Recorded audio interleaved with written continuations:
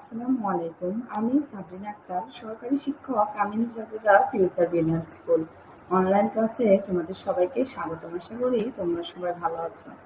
আজকে আমি তোমাদের সাথে আলোচনা করব কৃষি শিক্ষা সপ্তম শ্রেণী অধ্যায় 4। অধ্যায় 4 হচ্ছে কৃষি ও জলবায়ু। এই অধ্যায়ের শেষ অংশ নিয়ে আজকে আলোচনা করব। ফসল উৎপাদনে প্রতিকূল আবহাওয়া ও জলবায়ুর প্রভাব, অর্থাৎ ফসল উৎপাদনে প্রতিকূল আবহাওয়া কি ধরনের ক্ষতি করে থাকে এবং প্রতিকূল যে আবহাওয়াগুলো আছে এগুলোর দ্বারাতে কি কি সমস্যার সৃষ্টি হয় এবং এগুলোর দ্বারা ফসলের কিরূপ ক্ষতি হয় এগুলো নিয়ে আলোচনা করব।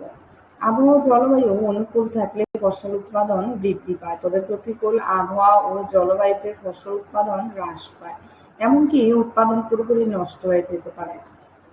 প্রতিকূল আবহাওয়াগুলো হচ্ছে অতিবৃষ্টি। স্বাভাবিকের তুলনায় যখন কোনো স্থানে বেশি বৃষ্টিপাত হয় তখন তাকে আমরা অতিবৃষ্টি বলি। অতিবৃষ্টির কারণে বর্ষাকালে শাকসবজির উৎপাদন ব্যাহত হয়। অতিবৃষ্টির কারণে শাকসবজির গাছ মাটিতে হেলে পড়ে, পাতা ফুল ফল নষ্ট হয়। অতিবৃষ্টির ফলে অনেক এলাকায় দেখা যায় যে বন্যা ও জলাবদ্ধতার সৃষ্টি হয়। তখন বন্যা ও জলাবদ্ধতায় মাটিতে অক্সিজেনের ঘাটতি হয়। এই অবস্থায় উদ্ভিদের বৃদ্ধি ও ফলন ক্ষতিগ্রস্ত হয়। অনেক গাছ আছে যেগুলো কিনা পানির মধ্যে বেশি দিন থাকলে মারা যায়, যেমন কাঁঠাল, পেঁপে। তারপর হচ্ছে শিলাবৃষ্টি। বৃষ্টিপাতের সাথে যখন বরফ খণ্ড পতিত হয় তখন তাকে শিলাবৃষ্টি বলে। বাংলাদেশে প্রতি বছর চৈত্র বৈশাখ মাসে শিলাবৃষ্টি হয়ে থাকে। শিলাবৃষ্টির পরিমাণ দেশের উত্তরাঞ্চলের চেয়ে দক্ষিণ পূর্বাঞ্চলে বেশি হয়। অধিকাংশ ক্ষেত্রে কালবৈশাখীর সাথে শিলাবৃষ্টি হয়। শিলাবৃষ্টি ফসলের প্রচুর ক্ষতি সাধন করে। শিলার আঘাতে ফসলের পাতা, কচি ডাল, ফুল ফল ভেঙে ঝরে পড়ে এবং থেতলে যায়। দেশে বোরো ধান, পাট, আম, কলা, পেঁয়াজ, রসুন ইত্যাদি ফসল শিলাবৃষ্টির কারণে ক্ষতিগ্রস্ত হয়। তারপরে হচ্ছে খরা। দীর্ঘদিন বৃষ্টিপাতহীন অবস্থাকে খরা বলে। আমাদের দেশে চৈত্র মাস থেকে কার্তিক মাস পর্যন্ত সময়ে একটানা 20 দিন বা তার বেশি দিন ধরে কোনো বৃষ্টিপাত না হলে তাকে আমরা খরা বলি। অনাবৃষ্টির কারণে মাটিতে ক্রমান্বয়ে রসের ঘাটতি দেখা দেয়। ফসল যে পরিমাণ পানি মাটি থেকে শোষণ করে তার চেয়ে প্রশোধন প্রক্রিয়ায় বেশি পানি ত্যাগ করে। এই অবস্থায় ফসলের বৃদ্ধি ও বিকাশের জন্য প্রয়োজনীয় পানির ঘাটতি অবস্থা বিরাজ করে। এই অবস্থাকে খরা কবলিত বলা হয়। খরার ফলে গাছ নেতিয়ে পড়ে। খরা তীব্র হলে গাছ শুকিয়ে মারা যায়। খরার ফলে ফসলের বৃদ্ধি ও বিকাশ নানাভাবে ক্ষতিগ্রস্ত হয়, ফলে ফসলের ফলন কমে যায়। ফসলের ক্ষতিমাত্রার উপর ভিত্তি করে খরাকে 3 ভাগে ভাগ করা যায়: তীব্র খরা, মাঝারি খরা এবং সাধারণ খরা। তীব্র খরায় 70 থেকে 90 ভাগ ফলন ঘাটতি হয়। মাঝারি খরায় 40 থেকে 70 ভাগ এবং সাধারণ খরায় 15 থেকে 40 ভাগ ফলন ঘাটতি হয়ে থাকে।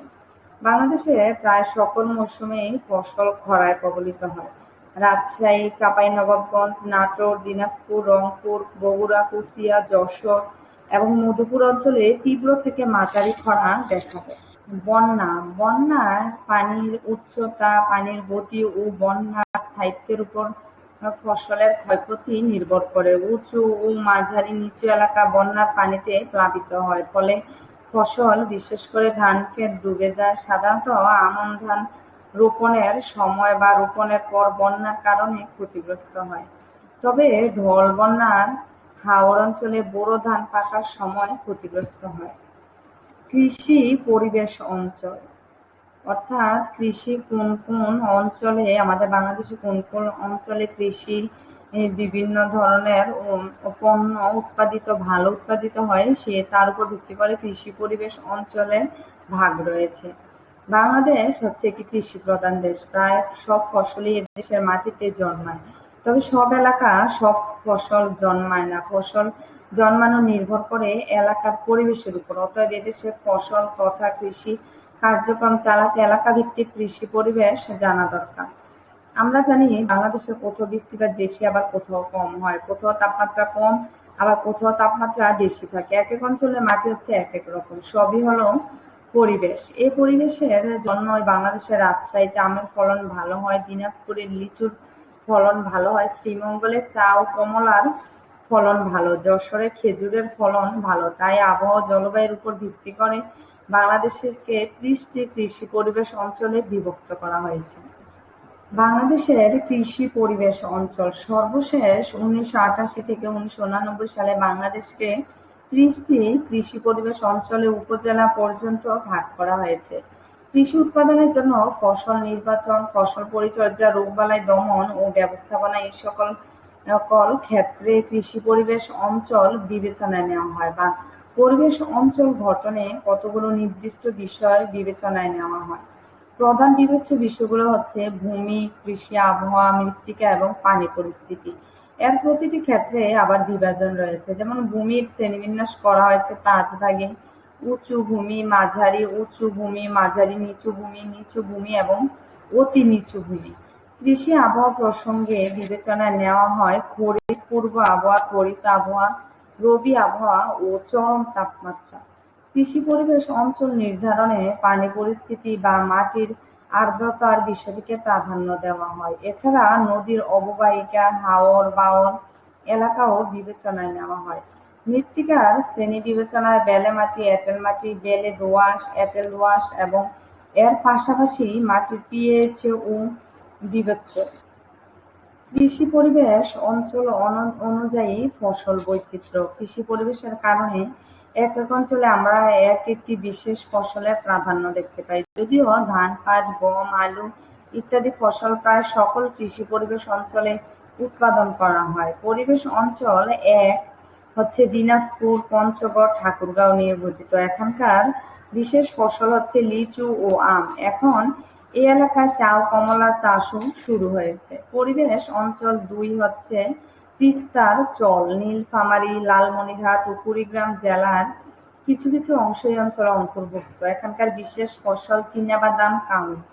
পরিবেশ অঞ্চল 3 ও 4 এলাকায় রয়েছে রংপুর ও বগুড়ার অংশবিশেষ। এই এলাকার বৈশিষ্ট্য হচ্ছে তামাক এবং সবজি।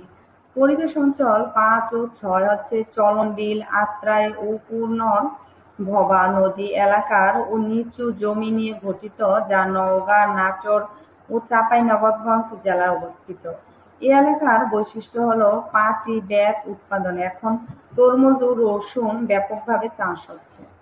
পরিবেশ অঞ্চল 7 পড়েছে কুড়িগ্রাম, গাইবান্ধা ও সিরাজগঞ্জ জেলার ব্রহ্মপুত্র চর এলাকাগুলো। এই সকল অঞ্চলের বিশেষ ফসল হচ্ছে চীনাবাদাম ও মিষ্টি কুমড়া। ব্রহ্মপুত্র পার এলাকাগুলো পরিবেশ অঞ্চল 8 এর অন্তর্ভুক্ত। শেরপুর ও জামালপুর জেলার অংশবিশেষ এই অঞ্চলের অন্তর্ভুক্ত। পরিবেশ অঞ্চল 8 এর বিশেষ ফসল হচ্ছে পানি ফল। পরিবেশ অঞ্চল 9 পড়েছে শেরপুর, জামালপুর, ময়মনসিংহ ও টাঙ্গাইল অঞ্চল। পরিবেশ অঞ্চল 9 প্রায় সকল ফসলই হয়। পরিবেশ অঞ্চল 10 জুড়ে রয়েছে পদ্মার চরাঞ্চল। চাঁপাইনবাবগঞ্জ এবং রাজশাহী জেলার অংশবিশেষ এই অঞ্চলের অন্তর্ভুক্ত। এখানে চীনাবাদাম প্রধান ফসল। পরিবেশ অঞ্চল 11 পুরাতন গঙ্গা বিধৌত এলাকা। ঝিনাইদহ, যশোর ও সাতক্ষীরার অনেক এলাকা এই অঞ্চলের অন্তর্ভুক্ত। এখানকার বৈশিষ্ট্যপূর্ণ ফসল কার্পাস তুলা। পরিবেশ অঞ্চল 12 রয়েছে পদ্মার পাড়। ফরিদপুর, মাদারীপুর ও পাবনা জেলার অনেক এলাকা এই অঞ্চলে অন্তর্ভুক্ত। এখানে বিশেষ ফসল বোনা, আমন ও তাল। পরিবেশ অঞ্চল 13 রয়েছে খুলনার উপকূল অঞ্চল। এখানে বিশেষ ফসল বোনা, আমন ও তাল। পরিবেশ অঞ্চল 13 রয়েছে খুলনার উপকূল অঞ্চল। এই এলাকার বৈশিষ্ট্য হলো সুন্দরবন। পরিবেশ অঞ্চল 14 রয়েছে গোপালগঞ্জের বিলের পাড় এলাকা। এখানকার বৈশিষ্ট্যপূর্ণ উদ্ভিদ হলো তাল গাছ ও খেজুর। পরিবেশ অঞ্চল 15 রয়েছে আড়িয়াল বিল এলাকা। এখানে বোনা, আমন প্রধান বৈশিষ্ট্যপূর্ণ ফসল। পরিবেশ অঞ্চল 16 মধ্য মেঘনা এলাকা রয়েছে। কুমিল্লা, ব্রাহ্মণবাড়িয়া ও চাঁদপুরের কিছু কিছু এলাকায় এই অঞ্চলে অন্তর্ভুক্ত। এখানে জমি মাঝারি উঁচু। এখানে আলু সহ অন্যান্য সবজি ও কলা জন্মায়।